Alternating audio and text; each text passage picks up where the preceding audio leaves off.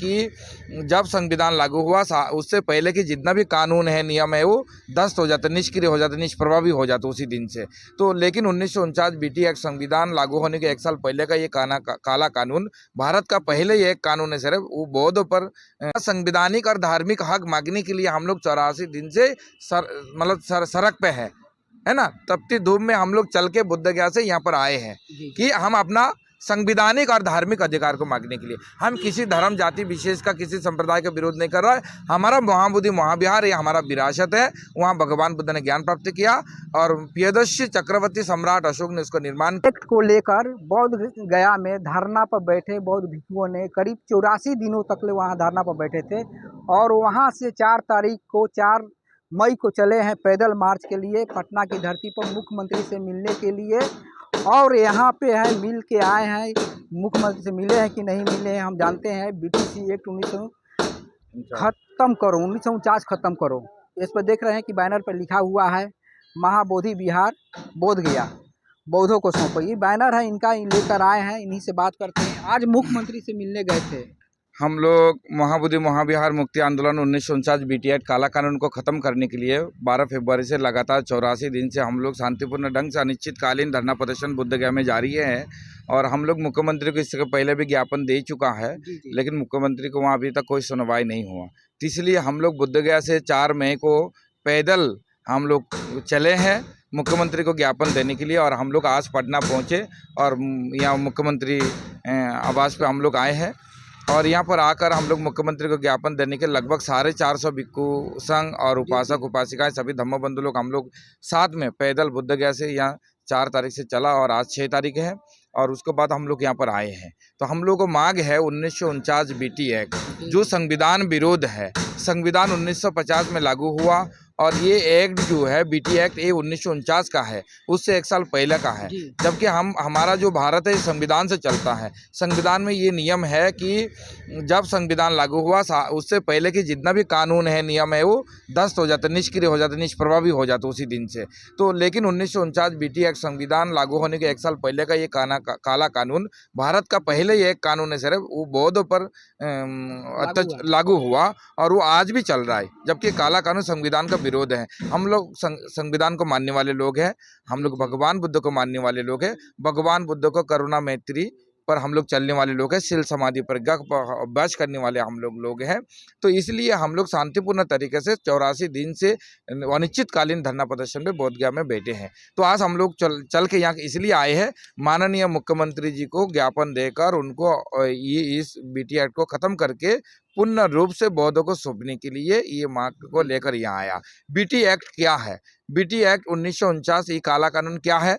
इसमें जो 9 लोगों का महाबोधि महाविहार जो जहां भगवान बुद्ध ने आज से 2568 बरस पहले बोधि वृक्ष के नीचे बैठकर बुद्धि ज्ञान को प्राप्त किया, बुद्धत्व को प्राप्त किया और बुद्ध कहलाए। उसको बाद में उन्होंने 45 बरस तक मानव कल्याण के लिए, मानव हित के लिए, सभी जीवों पर करुणा मैत्री करते हुए 45 साल तक उन्होंने पैदल चलते हुए उन्होंने बुद्ध का धम्म जो है वो प्रचार प्रसार किया मानव कल्याण के लिए, हर जीवों को करुणा मैत्री के कल्याण के लिए। और आज उसी विरासत का सम्राट भगवान बुद्ध की विरासत को बचाने के लिए, सम्राट अशोक की विरासत को बचाने के लिए, परम पूज्य बुद्धिसत्व बाबा साहब डॉक्टर BR अम्बेडकर को विरासत और संविधान को बचाने के लिए लगातार 84 दिन से हम लोग धरना प्रदर्शन पे बैठे हैं। उसी सिलसिला पे यहाँ आया। बीटी एक्ट क्या है? 1949 बीटी एक्ट काला कानून है। इसमें 9 लोगों को कमेटी है महाबोधि महाविहार में। उसमें 4 बौद्ध हैं, 4 ब्राह्मण हैं और जो डिस्ट्रिक्ट मजिस्ट्रेट DM साहब है वो प्रदेश अध्यक्ष है। तो मेजोरिटी किसका हुआ? ब्राह्मणों को हुआ। और उसमें लिखा था कि हिंदू, मतलब जो डिस्ट्रिक्ट मजिस्ट्रेट होगा वो हिंदू होना जरूरी है।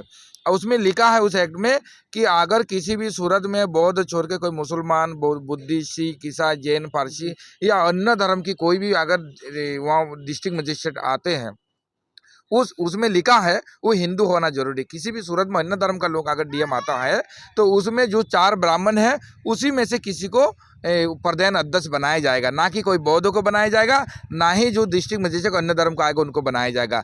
ये उसमें स्पष्ट रूप से हिंदू लिखा था। लेकिन 2002 में जब ये वर्ल्ड हेरिटेज में जो महाबोधि महाविहार घोषित किया गया उसको बाद में 2012 में ये हिंदू शब्द हटाया गया। ठीक है, क्या शब्द इसको है? उसको पूरा दुनिया से सच्चाई को छुपाने के लिए, इनको काला चेहरा छुपाने के लिए इस हिंदू शब्द को हटाया गया। तो हम लोग ये मांग कर रहा है, ये 1949 बीटी एक्ट, ये जो हिसाब है 4 हिंदू 4 बौद्ध और डीएम साहब जो हिंदू है वो उसका अध्यक्ष प्रधान अध्यक्ष, इसको हटाकर पूर्ण रूप से बौद्धों को सौंपने के लिए हम लोग मांग करते हैं।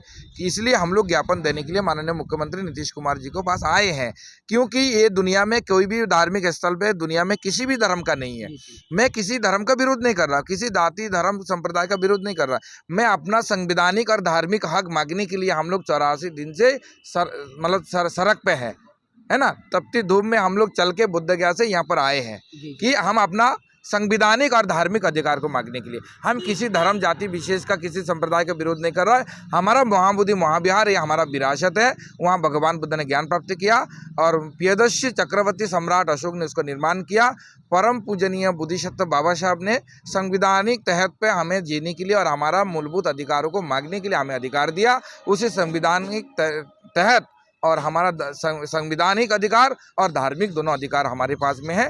इसी तहत हम चाहते पूर्ण रूप से बौद्ध लोगों को ये सौंपा जाए और ये बौद्ध लोग हमारी सक्षम है इसको चलाने के लिए। और उसमें जो डोनेशन आता है पूरा विश्व से, वो डोनेशन कहाँ जाता है आज तक किसी को मालूम नहीं है। जबकि सबसे ज़्यादा इंटरनेशनल करेंसी जो डॉलर है, यूएस डॉलर और अन्य देश के डॉलर है, वो जो सिर्फ बोध गया में आता है। और ये डॉलर इंटरनेशनल करेंसी ये कहाँ जाता है किसी को भी पता नहीं है। वहाँ एक भी भूखा को रोटी नहीं मिलता है, नंगा को कपड़ा नहीं मिलता है, कोई बीमार आदमी वहाँ पहुँच जाए उनको दवाई नहीं मिलता है, किसी दुखी आदमी को किसी प्रकार का कोई सोल्यूशन वहाँ बुद्ध गया में नहीं मिलता है महाबोधि महाविहार की तरफ से। तो इसलिए वहाँ जो इंटरनेशनल करेंसी आती है ये कहाँ जाता है, ये कौन हजम कर रहा है इसको। इसलिए हम लोग चाहते हैं बौद्ध लोगों को पर आए और वहाँ एक बौद्ध संस्कृति वहाँ डेवलप हो। और उस जो वहाँ जो इंटरनेशनल करेंसी आते हैं उससे हम लोग चाहते हैं कि उसमें स्कूल डेवलप हो, अस्पताल डेवलप हो, जो लोग आते हैं उससे रहने के लिए रहने बसरा हो, लोग अच्छा से वहाँ जो भूखे प्यासे दूर से आते हैं उनके भोजन की व्यवस्था हो। जैसे गुरुद्वारा में 24 घंटा लंगर चलते रहते हैं, महाबोधि महाविहार में इतना इंटरनेशनल करेंसी आते हैं 24 घंटा नहीं 365 दिन निरंतर पूरा लोग जितना भी यात्री आते हैं वो भोजन करते रहे, कोई कमी नहीं आने वाला है। इसीलिए हम लोग चाहते हैं कि मानवता की एक दृष्टिकोण से कि आप लोग इसको छोड़ो। बहुत दिन आप लोगों ने हम बौद्ध पर अत्याचार किया, जुल्म किया, बौद्ध को दमन किया आप लोगों ने। आज बौद्ध लोग जागरूक हो चुका है, बहुजन समाज जागरूक हो चुका है। आज बहुजन समाज और बौद्ध समाज संविधान को जानता है, संविधान को पढ़ता है, भगवान बुद्ध को मार्ग पे जानता है, वो अपना हक लेना भी जानता है, अपना हक जरूरत पड़ने छीनना भी जानता है। तो इसलिए हम लोग शांतिपूर्ण ढंग से आज मांग कर रहे हैं। तो हम लोग अगर हमारी मांग शांतिपूर्ण ढंग से माने नहीं जाएगा तो हम लोग सड़क से संसद तक हम लोग घेराव करने के लिए तैयारी करेंगे। और जब तक हमारी मांगे माना नहीं जाएगा तब तक हम लोग वापस नहीं जाएंगे।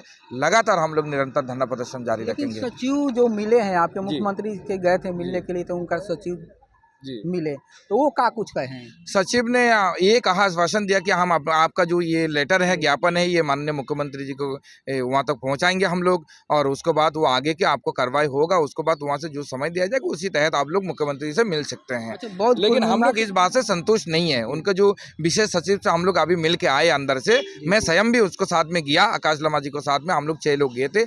उनको बातों से हम लोग संतुष्ट नहीं है, लेकिन हम लोग वहाँ तक गया, हम लोगों से बात हुआ, चर्चा हुई है काफ़ी लंबा। तो आश्वासन दिया गया कि माननीय मुख्यमंत्री तक ये आवाज़ पहुंचाएंगे, ये हमारा जो इन्विटेशन लेटर और ज्ञापन पहुंचाएंगे और हम लोग को बाद में समय दिया जाएगा उनको वहां से, पर उसके बाद हम लोग मिल सकते हैं।